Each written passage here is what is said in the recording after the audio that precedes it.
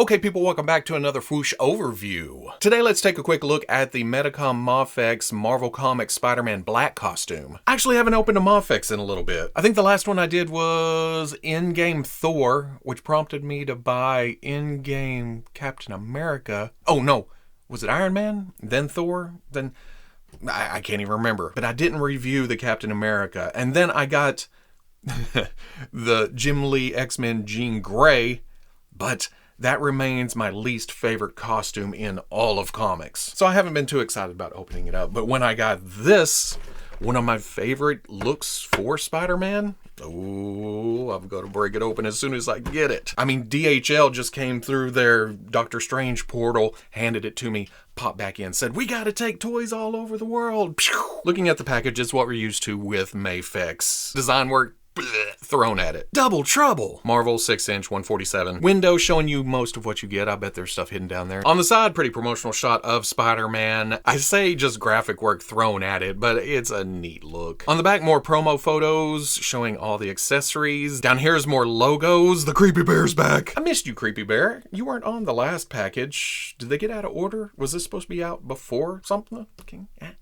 On the other side, another promotional picture. Amazing Spider-Man up top. Same thing, different order. On bottom, there's your warning. Choking hazard, small parts. Don't put expensive toys in your mouth. Don't put cheap toys in your mouth. Just don't put toys in your mouth. More warnings, different languages, unpiratable hologram sticker. But let's get this open, see what's going on here. Cut the tape, pop the flaps, slide the tray. Certified genuine product. I dig that background graphic with the spider web and the black and white and the city, but it is part of the box. So if you want to use that, you have to chop it all up. Here's your standard Medicom stand. I used to shit on these hardcore, but I've come around.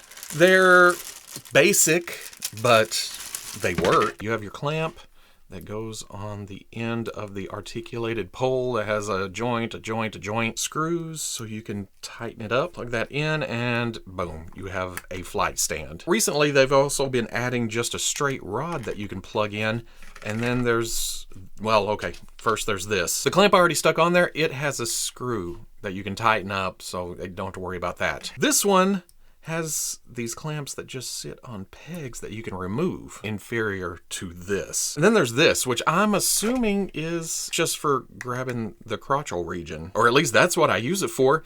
And then there's this peg to put the clamps on, but when I pull this off, the clamps actually have the pegs. Am I screwballing this somehow? Either way, this is what I'm gonna use, the tight clamp. And oh, like I said, this is my favorite design for Spider-Man. Don't get me wrong, the old red and blue is timeless. It's classic.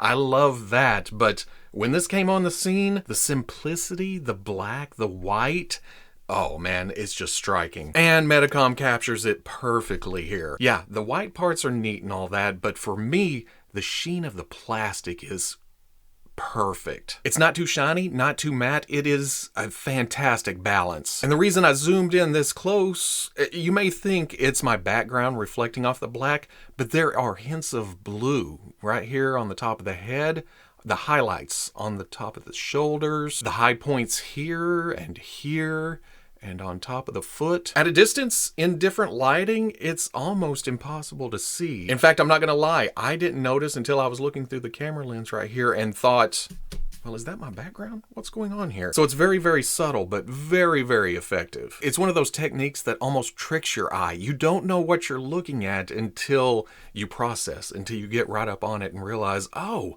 there are some very subtle paint hits here. And they did the same on the back. There's the high point and the top of the muscles and the butt joints and just up here and going all the way down. I guess it's most noticeable right here on the neck and then up on the head. That does bring us to the white parts of the costume though. It's easy to get lost in the deliciousness of the blues and the blacks, but what catches the eye is the logos. Now when I pulled it out of the package, to the naked eye, this is very clean because at a distance, you can see how the white legs are separated by the black lines and the little pinchers up front and on the back and the eyes and then the shapes on the back of the hands. But you get up close and you realize, at least for the chest logo and the eyes, those are sculpted in. And when it comes to that, when you zoom in on it, get some magnifiers on, hit it with some light, the sculpt is almost a detriment to the paint because it gets sloppy. Only because it falls down into the grooves and then comes back up on the other side. It's not perfect. Well, the eyes are pretty damn close and look fantastic. But again, you get at a distance, standing on the shelf, in pictures and such,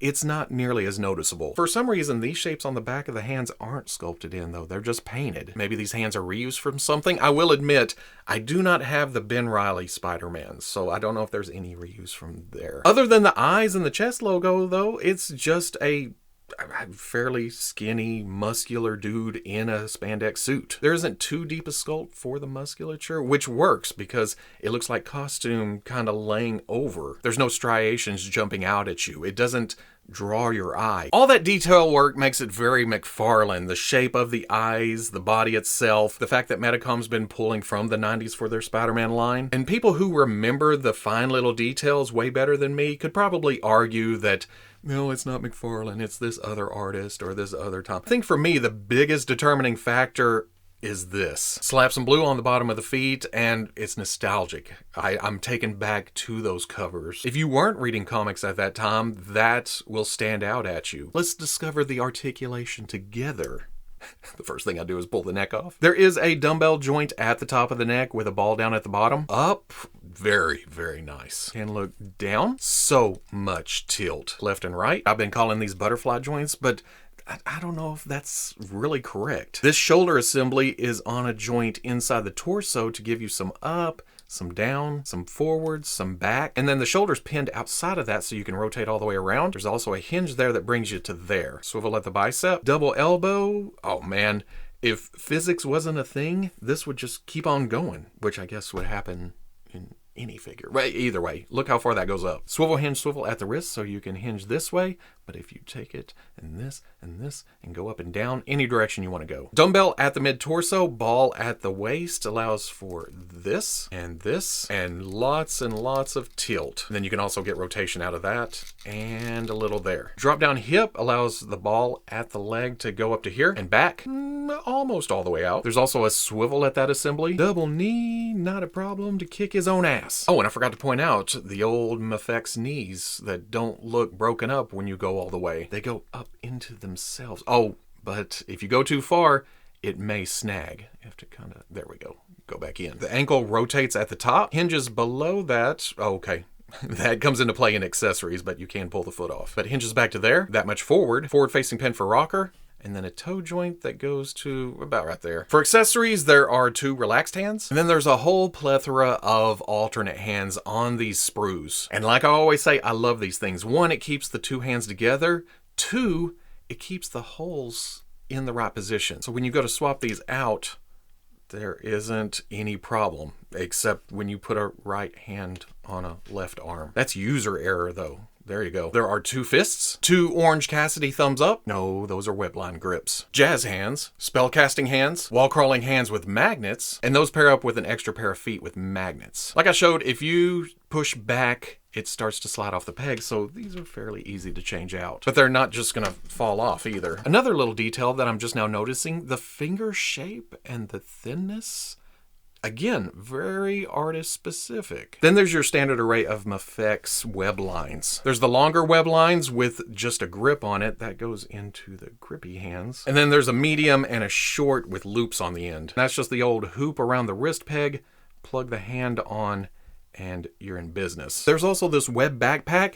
It has a texture to it, and then web line for the straps that go around the arms. And to put it on, it's, well, just like your standard backpack. If you've been to school or an airport traveling something, yeah, there you go. Finally, there's 2 alternate heads. Out of the package, there's this one, which is just your standard McFarlane-esque eyes. You go to pop it off, and I've been noticing that it mostly pops at the bottom of the neck. So you're gonna have to, well, okay, that wasn't too hard either. Pop the alternate head on. And the second one looks just as good as the first, just more angry. You can see instead of arcing up, it's more of a line down. Then the reason for the neck coming off is because there's this unmasked head with an alternate neck where it looks like the symbiote is just working its way up. Damn. Medicom has gotten a lot better with their unmasked heads. The skin tone is more natural than the yellow they used to use, that 5 o'clock shadow. Hair sculpt with the wash in it, bring out all that detail. This just works. He looks ragged, which is appropriate if this is the Symbiote costume. Height-wise, this Spider-Man is, well, pretty much exactly 6 inches tall. Slightly shorter than the original MAFEX comic book Spider-Man, which I'm okay with. I don't mind him being a little bit shorter. Side by side, look how much more solid this figure seems. This one, articulated all to hell, looks fantastic in poses, but it can be gangly. But then it looks great next to the MAFEX Deadpool. This is the comparison I was waiting for. I know people have their problems with the MAFEX Venom, that it seems too short, you can't put it in with your Legends and stuff, but here, Brock being taller than Parker, this works for me. But then Carnage ends up taller than both of them. If you like your Brock round and big when he's throwing a gig, you can always put him with the Marvel Legends Carnage and Venom. Speaking of Legends, here's the older Symbiote Spider-Man and then the newer one. I think of this one as more Secret Wars. This one comes out McFarlane-esque, and this one's somewhere in between. I'll have no problem sticking that in with my other Marvel Legends and my other MAFEX figures and just mixing and matching and having a good old time. And then for giggles, here's the Medicom MAFEX Hush Superman and Batman. So at the end of the day, I have a new main display Spider-Man, which shouldn't be too much of a surprise. At this point, all our Spider-Mans are on revolving doors. Whenever we get a new version, it's hard not to think, well, wait 6 months and I'll have a better version. So this comes off as kind of, oh, well, it's the newest, therefore it's the best. But this is the one I've been waiting for from Medicom, and it does not disappoint. There's a smoothness to it, a solidness, especially if you've messed with older MAFEX Spider-Mans. The old comic book Red and Blue. Yeah, it's super articulated. Yeah, it can hit all the poses you want it to hit. Well, most of them anyway. But you try to stand it straight up and down and you get that kind of awkwardness. This, none of that. There's no big old gaps. There's no limbs pointing off in different directions and you gotta keep fudging with it. Standing up, crouching down, swinging around. This is great in all instances. But there's also the price issue. If you don't want to pay import prices, the Marvel Legends Spider-Man is a fantastic figure. Different artistic take with the bulkier muscles, but still, I mean, for the money, yeah, this is great. But if you're into Medicom, if you're into imports, if you're into adding those to your display, then this is the way to go. I'm happy. And I like being happy. If you enjoyed this overview, comment, like, subscribe. Much love to the plus. If you're interested in seeing videos early or in a position to help out the channel, patreon.com. Wherever you may be watching this, I'll always catch you on the Fwoosh. Is it just me or is this clamp on the stand I got with this smaller than your usual MAFEX stands? Of course, I can't find one right off the bat. Any other day I would have 6 of them just sitting off to the side, but I've been attempting to clean up the space. Oh, here we go. Isn't this your standard MAFEX? It has the screw. It looks the same as this one. They've just shrunk it down. I don't mind putting him in this stand, getting it clamped down, tightening that screw a little bit. It's way less noticeable than this wrapping all the way around them like a cummerbund.